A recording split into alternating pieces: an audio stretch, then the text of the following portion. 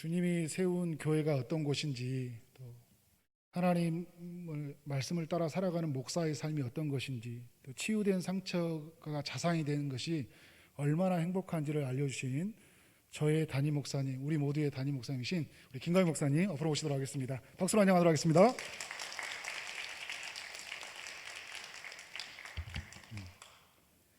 제일 쑥스럽지요. 본교회에서 강사로 소개받는 게 제일 쑥스러워요. 하나님 앞에 감사하는 내용을 세 가지를 한번 이야기하고 말씀을 전하겠습니다. 처음에 감사할 것은 10월 29일 여리고를 앞두고 이 기도회가 시작됐다는 것이 감사합니다.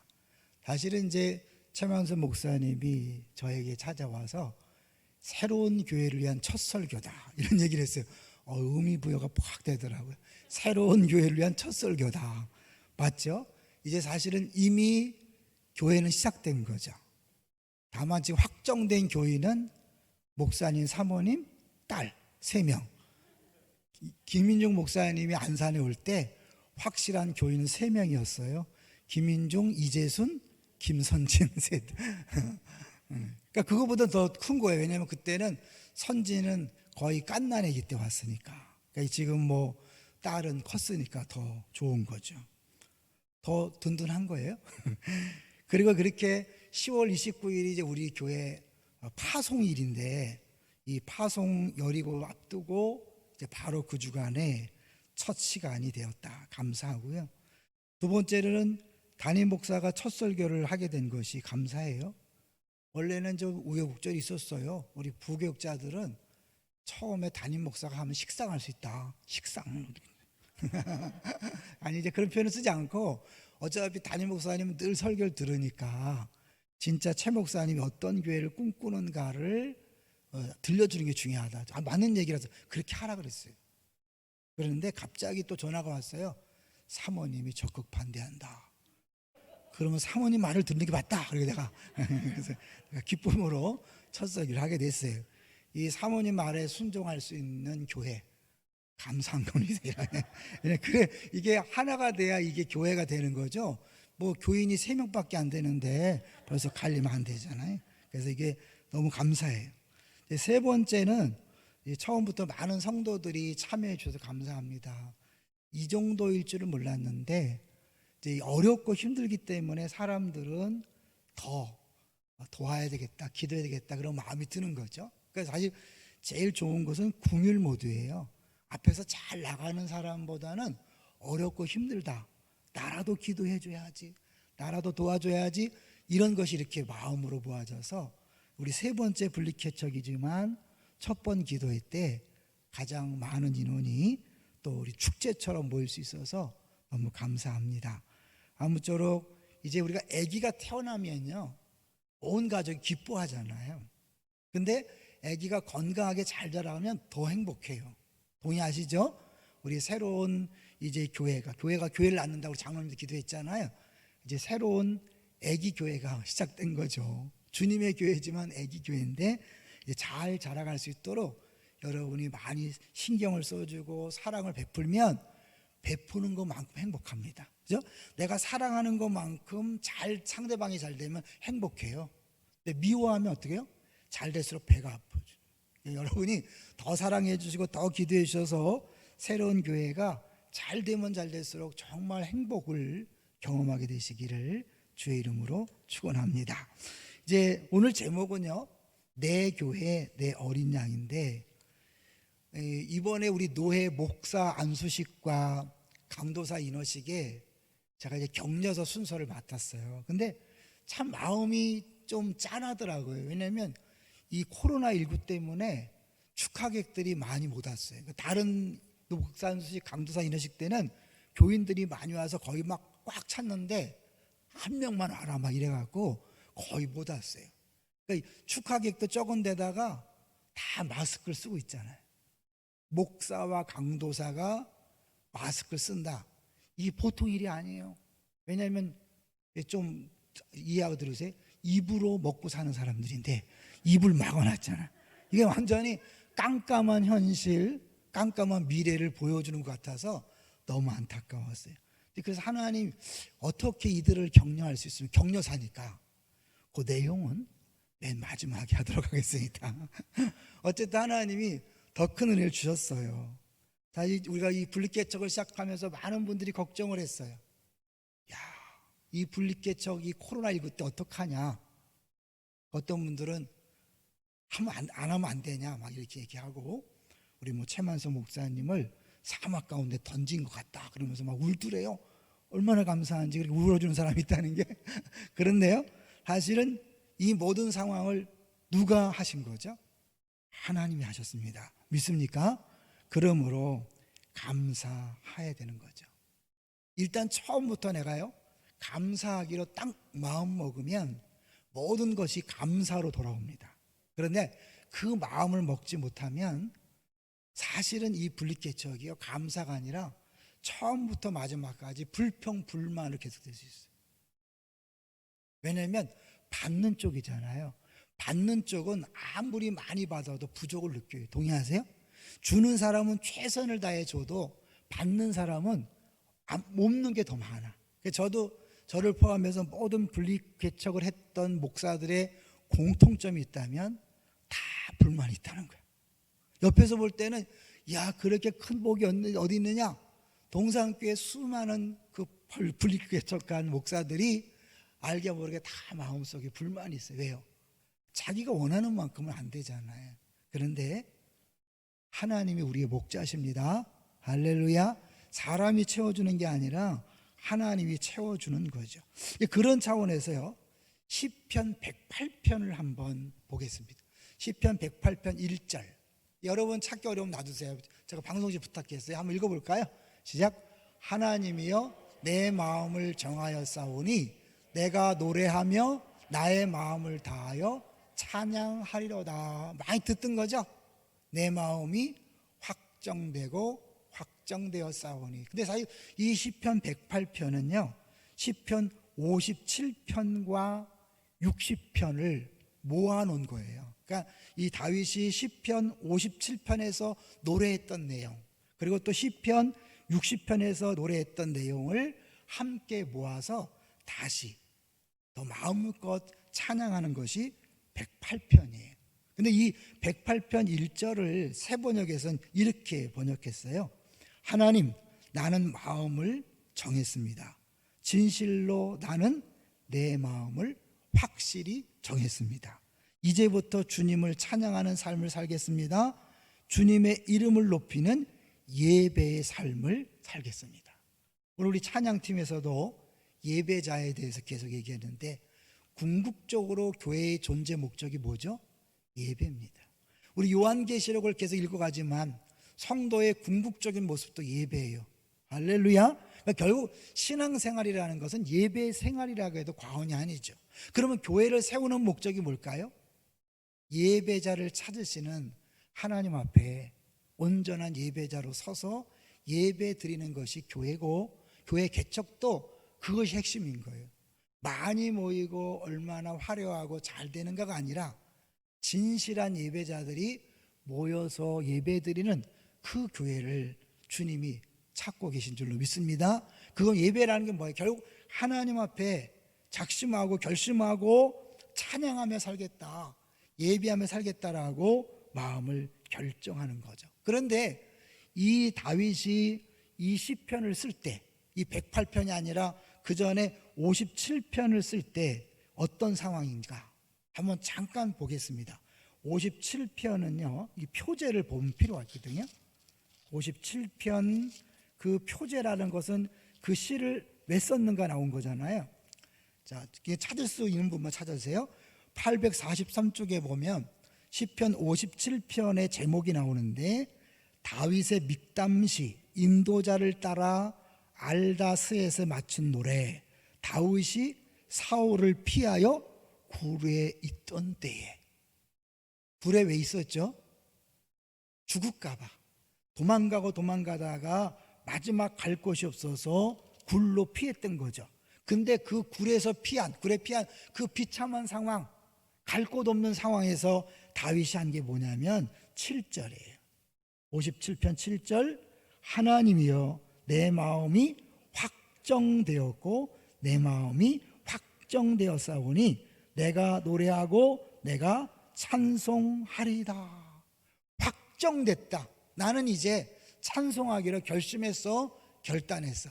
그러면 모든 상황들을 찬양의 대상으로 삼는 거예요. 사람은요, 마음 먹게 달렸다 그러죠. 내가 해야 되겠다 마음 먹으면 다 할 수 있는 걸 찾아요. 그렇죠? 근데 난 하고 싶지 않아. 그러면 계속해서 핑계거리를 찾죠. 이것 때문에 안 되고 저것 때문에 안 되고 이것 때문에 어렵고 저것 때문에 어렵고. 벌써 그 사람은 뭐예요? 안 하기로 마음 먹기 때문에 그런 거예요. 신앙생활도 마찬가지. 정말 우리가 하나님 앞에서 충성하기로 확정하잖아요. 그럼 뭐 돈이 문제가 아니고 건강이 문제가 아니고 조건이 문제가 아니에요. 그러니까 자꾸 말이 많은 사람은 뭐예요? 이미 마음속에 안 하기로 작정했기 때문에 자꾸 그런 불평 원망을 하는 거예요. 동의하시나요? 그러니까 내가 딱 하기로 마음 먹으면 어떻게 하든지 할 수 있는 방법을 찾고 하나님께서 주신 것들을 또 면밀히 살필 수 있는 거죠. 분리개척하면서 가장 중요한 것은 하나님께서 여기까지 인도하셨고 하나님이 교회를 세우시는 것이다. 딱 마음 먹고 뭐야? 나는 이제 처음부터 마지막까지 찬송하며 살리라. 예배하며 살리라. 내가 찬송하지 못하고 예배하지 못한다면 아무리 큰 교회를 세워도 하나님은 기뻐하지 않으시니까 가장 기초적인 우리 목사님 가족부터 찬송과 예배하기로 결심하고, 혹시 남편이나 아내 쪽에서 불평 원망하면 딱 입을 딱 막아요. 딱 막고 어디서 불평을 이런 복을 받았는데 이렇게 해야 돼요. 저에겐 그 역할을 우리 서명란 사모가 아주 저는 다혈질이고 감정적이기 때문에 욱욱 올라올 때가 많이 있어요. 그런데 그걸 그때마다 잔소리 같지만 주의 음성을 듣고 객하고 가르칩니다. 여러분, 그래서 요만큼 온 거죠. 그거예요, 여러분. 혼자서는 안 돼요. 누가 옆에서 해야 돼요. 동조하면 큰일 납니다. 성도들도 마찬가지예요. 불평하면 아니야, 불평할 일이 아니야, 감사할 일이야, 이렇게 해야 되는데 막 맞아 이쪽으로 맞장구 치는 사람은 사단의 도구인 줄 아시고, 이제 앞으로 누가 불평하면 아니야, 우리는 감사할 것밖에 없어. 동의하십니까?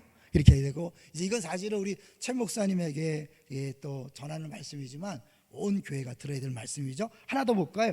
60편 그 옆에 60편 12절을 보겠습니다. 12절 12절을 보시면 우리가 하나님을 의지하고 용감하게 행하리니 그는 우리의 대적을 밟으실 인심이로다. 우리가 사실은 세상을 바라보면요, 걱정, 근심, 염려가 끊이지 않죠. 그런데 뭐예요?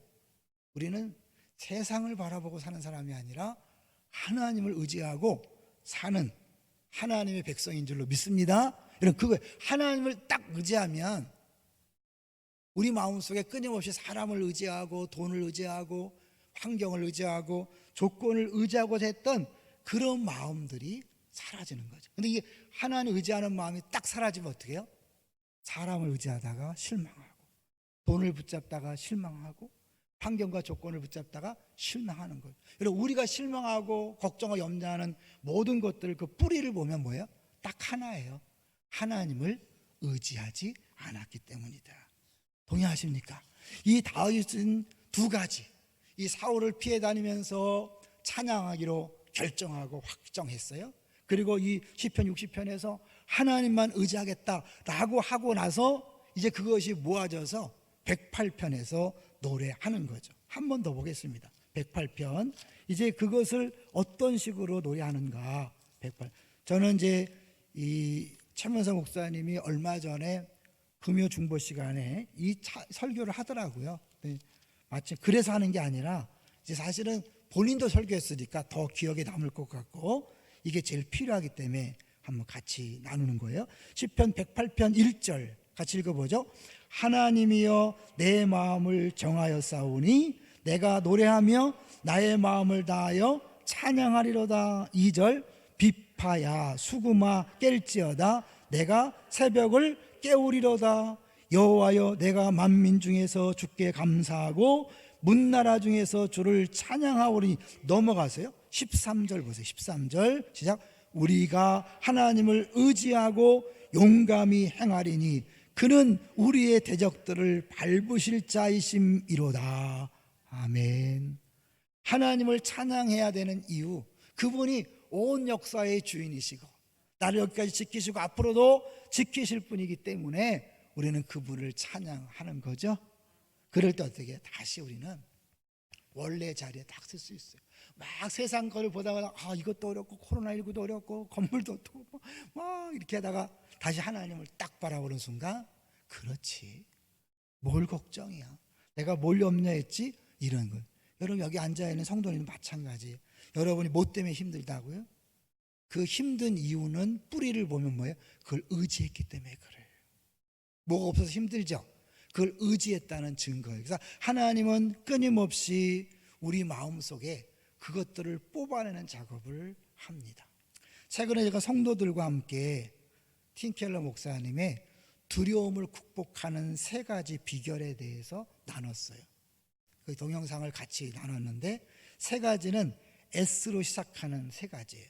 스톱, ruling the world. 세상을 다스리는 것을 멈춰라. 두 번째 뭐예요? 스타트, taking the test. 이제 테스트를 감당해라. 하나님께서 우리에게 주는 모든 것들은 다 유익한 것이라면 어렵고 힘든 고난을 다 테스트로 인정하고 잘 감당하는 거예요. 마지막 3번째는 seek his face. 하나님 얼굴 구하기. 루터의 가장 친한 친구가 입만 열면 걱정, 입만 열면 염려에 끊이지 않았다는 거예요. 그때 루터가 말했다는 거 아니에요? 야, 제발 세상을 다스리지 말자. 이게 뭐냐면 내가 세상을 하나님보다 더 잘 다스리고 하나님보다 더 안다고 느낄 때 걱정하고 염려한다는 거예요. 동의하십니까? 하나님이 우리 가정을 책임지셔요. 할렐루야. 하나님이 우리 자녀를 책임지셔요. 우리 교회를 책임지셔요. 할렐루야. 그러면 하나님이 알아서 할 텐데, 내가 하나님보다 더 지혜롭고 하나님보다 더 잘할 수 있다고 믿으니까 하나님 이건 아니지요. 이때는 이게 있어야 되고 이때는 이거 있어야 되고 저 인간은 있어야 되고 저 인간은 없어야 되고, 아니라는 거예요. 우리는 몰라요. 하나님이 알아서 다 하시는 거니까 인정해 드리는 거죠. 두 번째, 모든 걸 테스트로 인정하고 감당하는 거죠. 하나님이 우리의 믿음을 성장시키기 위해서 테스트를 합니다. 저는 이제 이 분립개척하면서 자주 말씀드렸던 저의 개척 이야기를 안 할 수 없잖아요. 교회에서 5년 내에 아무것도 논의하지 말자 그럴 때 다 끝난 것처럼 보였어요. 그래서 제가 있죠, 얼마나 많이 기도했는지 몰라요. 하나님 앞에 제일 먼저 회개를 많이 했어요. 혹시 내가 죄 때문에 이 길 막혔나? 그래서 속에 있는 죄를 다 끄집어내서 막 다 한번 해보는데 아니더라고요. 기도의 양이 부족한가? 또 많은 의미에서 이제 그거죠. 그러면서 정말 네가 붙잡는 게 뭐냐? 네가 진짜 원하는 게 뭐고, 네가 정말 교회를 세우고자 하는 게 뭐냐? 이런 것들을 자꾸 생각하면서 본질로 돌아가는 거예요. 기본으로 돌아가는 거예요. 성경으로 돌아가서 나의 모든 찌꺼기들, 욕심들, 야망들을 뱉어내는 그런 작업을 했던 것을 볼 수 있습니다. 그래요. 하나님이 사랑하는 백성들에게 결코 의도적으로 아픔을 주고 일부러 아픔을 주는 경우는 없어요. 그것을 허락하셨을 때는 나를 단련하시기 위해서, 나의 가는 길을 오직 그가 하시나니 그가 나를 단련하신 후에는 내가 정금같이 나오리라. 이게 테스트잖아요. 단련하신다는. 그러니까 여러분의 주어진 모든 고난과 아픔은 다 하나님의 단련 과정이고 연단 과정이다 인정한다면 기쁨으로 받을 수 있는 거죠. 이제 3번째, 그런데 사실은 이 모든 것들을 우리 힘으로 할 수 없기 때문에 하나님의 얼굴을 수시로 구하는 거죠. 그게 예배예요. 하나님 얼굴을 수시로 구할 때, 그때 항상 기뻐하고 범사에 감수 있는 거죠. 중간에 뭐가 있다고요? 쉬지 말고 기도하라. 예배 생활이라는 거죠. 우리는 주일만 한 번만 예배 드리는 게 아니라, 하나님은 신약시대에 너희 몸을 거룩한 산제사로 드리라 그랬으니까 어떻게 해요? 내 몸을 산제사로 드리는 것은 매 순간순간이 다 예배 생활인 줄로 믿습니다. 사실 그것이 순례자의 삶이죠. 그러다 보니까 왜? 끊임없이 하나님만 바라보고 걸어가는 것이 예배고, 그러니까 삶 자체가 예배가 순리인 거죠. 그러니까 어떻게 해요? 만나는 모든 것들을 감사하고 기뻐할 수 있는 거죠. 사실 이제 이 코로나19를 하면서 전문가가 그런 얘기를 했어요. 이제 이 코로나19는 일회성이나 어쩌다 한 번 온 것이 아니라 인위적 재앙의 시작일 수 있다. 여러분, 이게 한 번에 끝나겠어요? 코로나가 가면 또 다른 게 올 수 있겠죠. 끊임없이 그런 것들이 올 것을 대비해서 근본적인 변화에 대응할 준비를 해야 한다, 그렇게 말했어요. 그러면서 교회는 두 개의 기둥이 있다. 첫 번째는 불변하는 말씀인 성경이 있고, 두 번째는 그 말씀을 교회 내에서 성취하기 위한 전통이 있다. 성경과 전통이 있는데 성경은 절대 포기하면 안 되죠. 버릴 수 없어요. 전통은 얼마든지 바뀔 수 있다. 예를 들면 우리의 예배의 순서, 예배 형식 다 전통이지 성경은 아니잖아요, 그죠? 우리의 기도, 양육, 교육, 훈련 모든 것들은 전통이지 성경이 아니에요. 얼마든지 바꿀 수 있어요. 근데 이 위기는 그걸 바꾸지 않으면 안 되도록 만들면서 하나님이 다시 오실 재림의 시대의 마지막 영적 추수를 위한 하나님의 일하심인 줄로 믿습니다. 그래서 이 고난이 끝나고 나면 그 이전보다 더 강해질 수 있다는 사실을 기억하면서 해야 되는, 그런 시점에서 새로운 교회가 시작된다. 복 중에 복인 줄로 믿습니다. 이미 시작한 다음에 위기를 겪으면 얼마나 당황스럽겠어요. 실제로 어느 그 안산 동산교회에서 개척한 목사님이 있어요. 주택에 이제 딱 상가에 했는데 코로나19 딱 터졌잖아요. 이 방송에서 계속해서 교회 때문에 코로나19 확산했다고 막 방으니까 주변 사람들이 난리가 난 거예요. 나가라. 그래서 개척한 지 얼마 안 됐는데 막 쫓겨나게 된 거예요. 그래서 어떻게 할까 하다가 결국 그 계기로 어마어마한 땅을 사긴 샀어요. 그리고 이제 김인중 그 안산동산교회 이제 그 계약서를 가지고 가서 그동안 이제 그때 처음 나갈 때는 도와주지 않아도 된다. 다만 큰 습이라는 이름으로 보내달라. 그래서 돈을 안 받고 갔거든요. 그 일이 터지면서 땅을 사고 교회 가서 계약서를 해놓고 좀 도와주세요. 그 어쩔 수 없이 잘 도와줬다는 얘기가 있어요. 이제 그 뒤에 또 하나님께서 일을 풀어주긴 했는데, 이렇게 딱 개척한 다음에 터지고 나면 더 어렵지만 이제 개척 전에 이런 위기 상황을 미리 경험하고 시작했다는 것, 복 중에 복인 줄로 믿습니다. 무슨 복이 이렇게 많길래 이렇게 하나님께서 은혜를 주시. 그러니까 여러분이 코로나19 때문에 어떡하나 이쪽도 되지만 뭐야? 코로나19가 시작돼서 하니까 오히려 더 잘 됐다. 할렐루야. 생각하기 나름인 거예요. 왜냐하면 우리가 이 생각은 다 하나님이 이걸 다 주관하시고 알아서 하신다는 그 믿음 하에 보니까 우리의 모든 보는 시각이 달라지는 거죠. 믿지 않은 시선을 볼 때는 뭐 이런 세상에 왜 해야 되느냐, 얼마나 불쌍하냐, 세상 말로 재수대가리 없다 뭐 이럴 수 있지만, 이거를 긍정적인 눈으로 하나님의 일하심 주권을 보고 온다면 어떻게 해요? 감사, 이것도 감사, 이것도 감사. 만약에 세 번째가 아니고 첫 번째였다, 아마 교회에서 이 시대에 무슨 분리개척이냐 하지 말자, 시작도 못했을 거예요. 그냥 왜? 1회 2회 했고 3년마다 한 번 한다는 것 때문에 우리는 어떻게 해요? 사실은 이건 당연히 해야 된다, 그래서 한 거잖아요. 또 이렇게 두 번 겪으면서 야, 우리가 분리개척을 좀 잘했으면 좋겠다, 이제는 그런 마음이 모아져서 첫 번부터 이렇게 아름답게 시작할 수 있었던 거죠. 위기는 감사함으로 받으면 오히려 기회가 되는 줄로 믿습니다. 이제 결정적으로 오늘 읽었던 본문 말씀을 가지고 짧게 말씀을 정리하면서 첫 설교를 대신하려고 그래요. 이 예수님께서 마태복음 16장 18절 일부러 한 절 했어요. 딱 하나만 보려고. 거기 뭐라고 표현했어요? 또 내가 내게 이르노니 너는 베드로라.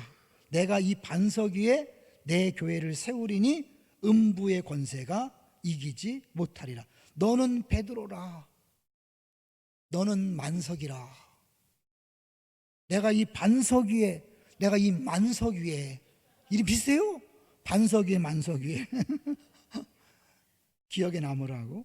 사실은 이제 최만선 목사님뿐만 아니라 이제 함께 동참할 성도들 그 신앙 고백 위에 세워지는 거죠. 근데 무슨 교회라고 그랬어요? 내 교회를 세우게 돼요. 그럼 내 교회예요. 그럼 누가 책임지죠? 하나님이 책임지는 거예요. 이번 주 우리 설교할 거예요. 하나님이 14만 4천에게 인을 쳐요. 인을 도장을 찍는 거예요. 내 거야. 건들지 못하는 거예요. 하나님이 내 교회 딱 선포하면 어떻게 해요? 사단이 건들지 못해요. 그래서 여기 음부의 권세가 이기지 못하리라. 그건 뭐예요? 거꾸로 얘기하면 뭐예요? 음부의 권세를 깨트리고 음부의 문을 열어 젖히고 죽은 영혼들을 살려내는 그 역사를 이룰 것이다라고 그렇게 말씀합니다. 저는 교회 노회장 때 이 교회 분립개척이나 또 입당하고 이럴 때 꼭 전한 말씀이 이거였어요. 내 교회, 하나님이 주님이 내 교회라 그랬다. 여러분 교회가 아니다. 내 교회, 주님의 교회가 아니라 내 교회라 생각하면 염려와 걱정과 근심이 있지만 주님의 교회라 생각하면 어떻게 해요? 주님이 알아서 하는 거예요. 나는 그냥 주님이 주어진 그 자리에서 그 위치에서 충성하면 되는 거예요. 뭐 교회가 잘 돼야 될 텐데 부흥해야 될 텐데 그건 내 목적이에요. 그건 내 야망이에요. 내 비전이에요. 최근에 말씀드렸죠. 우리는 목적을 따라가는 게 아니라 목자를 따라가는 거예요. 그 상황이 어둠에 음침한 골짜기를 가라 하시면 그 가는 거예요.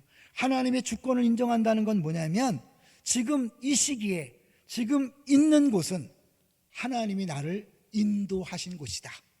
여러분 나는 이 일을 해야 되는데 이렇게 멋진 일 해야 되는데 이건 내 목적이에요. 아니야, 넌 네가 그 일 안 해도 돼. 내가 알아서 할 테니까 넌 내가 처한 그 자리에서 그냥 묵묵히 최선을 다해서 한 걸음 한 걸음 걸어가. 그럼 내가 할 거야. 내가. 할렐루야.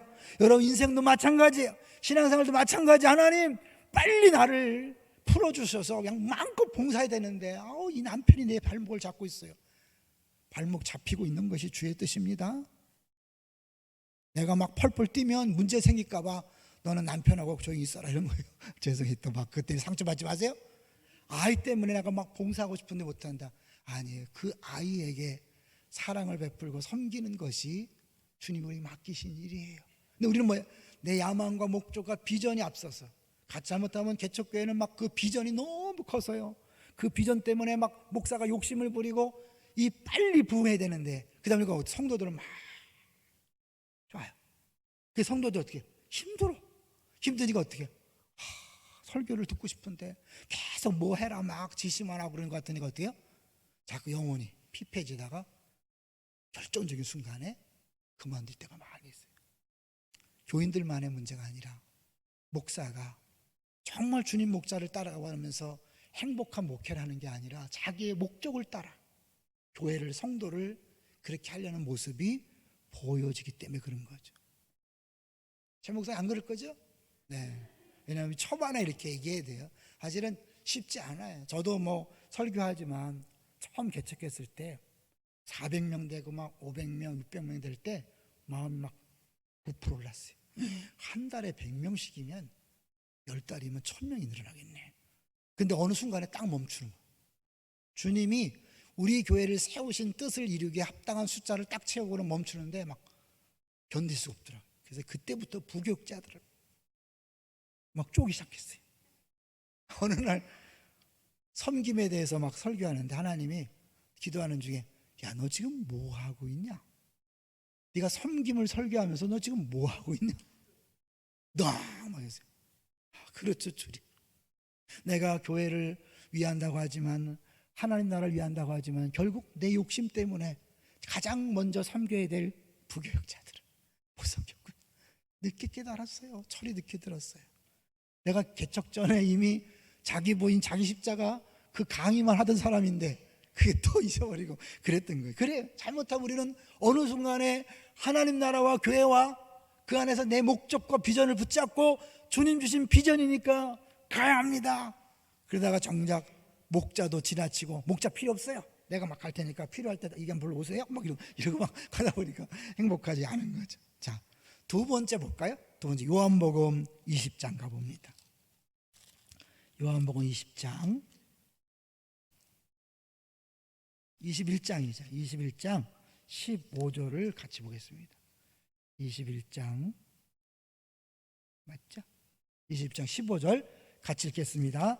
시작. 그들이 조밥 먹은 후에 예수께서 시몬 베드로에게 이르시되 요한의 아들 시몬아 내가 이 사람들보다 나를 더 사랑하느냐 하시니 이르되 주님 그러하나이다. 내가 주님을 사랑하는 줄 주님께서 아시나이다. 이르시되 내 어린 양을 먹이라 하시고. 누구를 먹이라 그랬어요? 내 어린 양이. 첫 번째 내 양이에요. 이런 목사의 양이 아니에요. 내 양이. 목사가 전도하고 목사가 세례주고 목사가 직분을 줬다고 목사의 양이 아니에요. 믿습니까? 네. 제가 뭐 일부러 막 최 목사님만 보고 설교해서 그렇잖아요, 그죠? 여러분도 마찬가지예요. 목사의 양이 아닙니다. 결국 주님의 양인데 주님께서 목자에게 맡기는 거죠. 그분이 진짜 목자고 네가 날 사랑하느냐? 주님을 사랑하는 모든 사람을 목자로 삼으셔서 양을 맡기는 거예요. 근데 어떤 양이에요? 어린 양이에요. 우리 예수님도 6월절 어린 양이지만 똑같은 어린 양이 아니죠. 이건 진짜 어린 양이. 어려서 어떻게 돌봄이 필요한 양. 자기 마음대로 가고 싶은 대로 가는 양. 도움이 되지 않는 양. 목자에게 유익을 주거나 도움을 주는 게 아니에요. 사랑이 필요하고 섬김이 필요한 양이. 손이 많이 가야 돼요. 정성을 많이 쏟아야 돼요. 저는 아들, 딸 키울 때는 몰랐어요. 우리 아내가 다 해서. 손자가 태어난 다음에 보니까요. 한 아이가 크기 위해서 얼마나 많은 사랑과 섬김이 필요한지요. 예를 들어서 차를 타도 말도 못해. 애가 깰까봐. 애가 상전이 아니야. 말도 못해 깰까봐. 또 내 목소리는 톤이 막 그래서 또 금방 깬다 그래서 그냥 아무 소리 못하고 그냥 이게 문제. 집에서는 한 영혼을 위해서 섬김과 사랑이 이런 게 있어서 10년, 20년 그 사랑을 받고 이제 번듯한 한 남자, 여자, 가장이 되는 거죠. 동의하세요? 신앙생활도 마찬가지예요, 여러분. 아무리 열심을 낸다고 애긴 애긴 거예요. 초신자는 초신자인 거예요. 조심하셔야 돼요. 좀 열심히 낸다고 함부로 말하고 행동하고 맡기면 안 돼요. 어려요. 아직도 어려요. 기다려줘야 돼요. 참아줘야 돼요.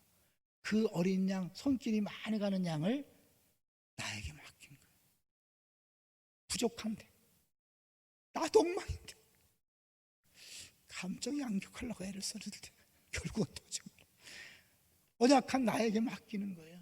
주님이요, 주님이 다 하시면 되죠. 완벽하신 그분이 하시면 되는데 불완전한 나에게 맡겨요. 왜요? 너도 같이 사랑을 베풀면서 너도 알아가는 거예요. 제가요, 애들 키울 때보다도 손자 이렇게 보면서 정말 철드는 것 같아요. 하나님 아버지 마음을 알고 성경을 새롭게 봐요. 사랑을 할 때 달라지는 거예요. 진짜 하나님을 알게 되는 거예요. 결국 이 목회는, 목양은 그 양들을 위한 게 아니라 나를 위한 것이었음을 알게 되는 거죠. 힘들죠. 어렵죠. 그런데 그것이 주님 맡기신 일이에요. 그때마다 힘들 때마다 기억하는 거죠. 내가 날 사랑한다고 했지, 너 다른 걸로 사랑 표현하는 게 아니야. 내가 너한테 맡긴 양, 그들을 위해서 아픈 가슴을 부여잡고 가는 거야. 속썩이면 속썩이는 대로, 아픔을 주면 아픔을 주는 대로 그냥 품고 가는 것이 너의 일이야. 우리는 그렇잖아. 말 안 듣고 대들고 함부로 하는 사람, 저런 사람이 없으면 교회는 잘 되고 더 할 텐데. 아니에요. 교회 일이 중요한 게 아니에요. 어린 양을 잘 감당하고 키우는 것이 중요해요. 믿습니까? 최 목사님 개척하면 별별 사람이 다 올 것입니다. 특별히 개척하면 정말 별별 사람이 다 와요.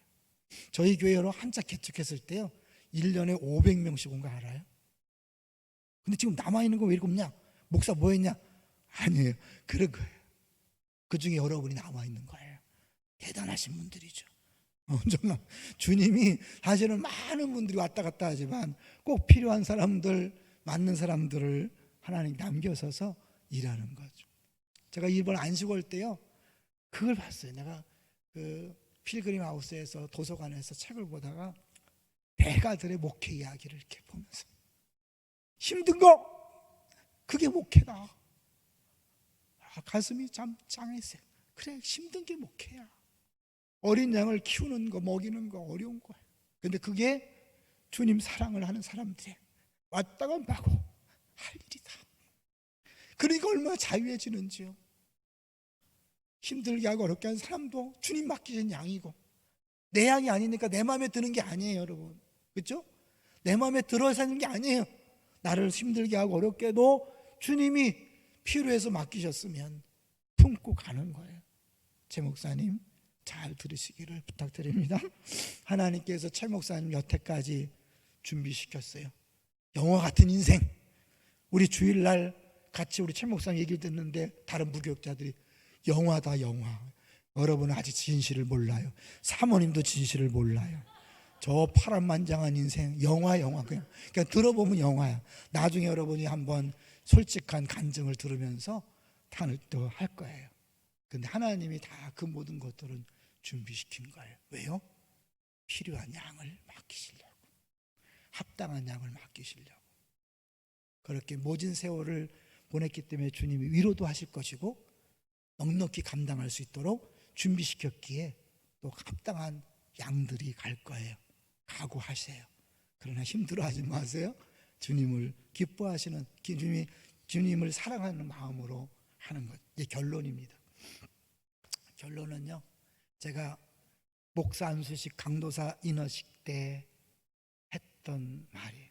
이런 그들, 강도사 목사가 시작부터 입을 가려놓고 절망적인 현 상황을 그냥 몸으로 이렇게 느낄 때 뭐가 위로가 될까요? 마태복음 28장이었어요. 눈치챘죠? 마태복음 28장 18절부터 20절까지 보면 예수님이 마지막에 제자들을 보내시면서 말씀했어요. 너희는 가서 모든 민족을 제자로 삼아 아버지와 아들과 성령의 이름으로 세례를 베풀고, 20절 같이 읽어보죠. 시작. 내가 너희에게 분부한 모든 것을 가르쳐 지키게 하라. 볼지어다 내가 세상 끝날까지 너희와 항상 함께 있으리라 하시니라. 하나님이 함께 하셔요. 자기 양을 맡기시고 자기 교회를 맡기셨기 때문에 절대로 방치할 수 없어요. 교회를 위해서, 양을 위해서 하나님은 필요하면 모든 것을 목사에게, 리더들에게 주는 거예요. 그건 목사를 위한 게 아니에요. 리더들을 위한 게 아니에요. 목자를 위한 게 아니라 주님의 양, 주님의 교회를 위해서 필요한 것을 공급하시는 거예요. 경험된 예화를 하고 마칩니다. 안산동산교회가 처음에 김인중 목사님이 이곳과 학교에서 두 군데서 설교할 수 없어서 목사님이 한쪽에 설교하면 부목사가 또 한쪽에 설교를 했어요. 처음에 김인중 목사님은 부목사들 설교를 마음에 안 들어서 맡길 마음이 없었어요. 지금 권성수 교수님이 지금 대구에서 목회하는데 동기이기 때문에 교수님을 모실 마음도 있었어요. 근데 마지막에 바꿔서 부목사랑 같이 설교를 하는 거예요. 처음에는요, 목사님이 고잔동에서 하면 숫자를 세면 한 100명이 늘어났다가 학교로 가면 100명이 줄고 막 그랬어요. 그러니까 한 목사님을 따라서 한 100명이 왔다 갔다 했어요. 얼마 지나지 않아서 그 현상이 사라졌어요. 왜냐하면 부목사들 설교에도 너무너무 큰 은혜가 넘쳤기 때문에. 이런 부목사가 잘해서 있을까요? 어느 날 문득 생각이 났어요. 왜 하나님은 심지어는 시화까지 할 때는 시화 500명 설교를 위해서 거의 6, 7천 명을 부목사에게 맡기는 거예요. 하나님이 6, 7천 명의 자신의 사랑하는 양이 굶어 죽으면 안 되니까 그들을 먹이기 위해서 부목사들에게 한량없는 은혜를 부어준 거예요. 그래서 때로는 담임 목사보다 더 설교를 잘한다는 소리를 듣는 게 부목사가 아니에요. 하나님이 양들을 위해서 그렇게 은혜를 줄 수밖에 없는 거예요. 내 교회에 내 양을 맡겼다면 하나님이 책임져 주십니다. 함께 하십니다. 은혜를 주십니다. 문제는 내가 한 줄 알고 교만해지면 그때부터 끝나는 거예요. 교만은 패망의 선봉이 끊임없이 내가 아니라 주님의 양 때문에, 주님의 교회 때문에 은혜를 주신 것을 인정하고 더 무릎 꿇고 감사하면 내 마음이 확정되고 확정되어 싸우니 처음부터 마지막까지 찬송하리다, 예배하리다, 다 은혜라고 선포하고 그렇게 살면 하나님은 절대로 자원이 딸리시는 분이 아니기 때문에 지금보다 더 큰 은혜를 날마다 더 풍성하게 부어줄 줄로 믿습니다. 기대하세요. 더 신나게 하시고 감사하기로 작정하세요. 제가 기도하고 마치도록 하겠습니다.